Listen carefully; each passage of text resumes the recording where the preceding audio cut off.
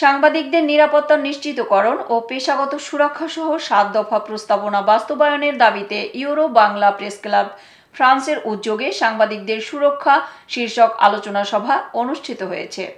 France প্রতিনিধি রাসেল আহমেদের রিপোর্টে বিস্তারিত। প্যারিসের একটি অভিজাত রেস্তোরাঁর হলরুমে অনুষ্ঠিত এ সভায় প্রধান অতিথি ছিলেন শাহ গ্রুপের চেয়ারম্যান ও মিডিয়া ব্যক্তিত্ব সাত্তার আলী সুমন শাহ আলম। আয়োজক সংগঠনের সভাপতি তাজ উদ্দিনের সভাপতিত্বে ও সাধারণ সম্পাদক নাজমুল হকের সঞ্চালনায় মূল প্রবন্ধ রচনা করেন ইউরো বাংলা প্রেস ক্লাবের কেন্দ্রীয় সভাপতি তাইজুল ফয়েজ।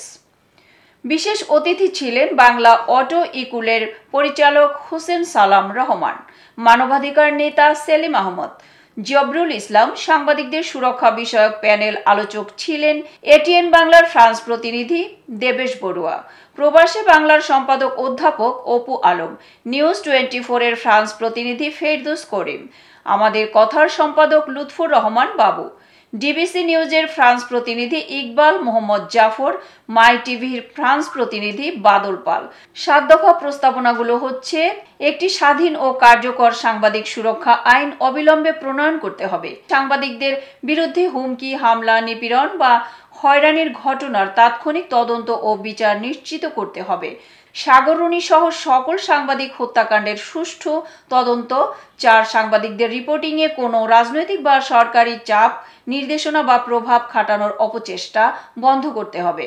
সাংবাদিকদের বিরুদ্ধে দায়ের করা মিথ্যে ও হয়রানিমূলক মামলার তদন্তের পূর্বে কোনো গ্রেপ্তার না করার নিয়ম চালু করতে হবে। শুধু রাজধানী বা শহরে নয়, মফস্বল ও প্রবাসী সাংবাদিকদের নিরাপত্তা নিশ্চিত করার জন্য পদক্ষেপ নিতে হবে। সাংবাদিকদের বাক স্বাধীনতা ক্ষুণ্ণ করে এমন আইন করা যাবে না। এতক্ষণ সঙ্গে থাকার জন্য ধন্যবাদ।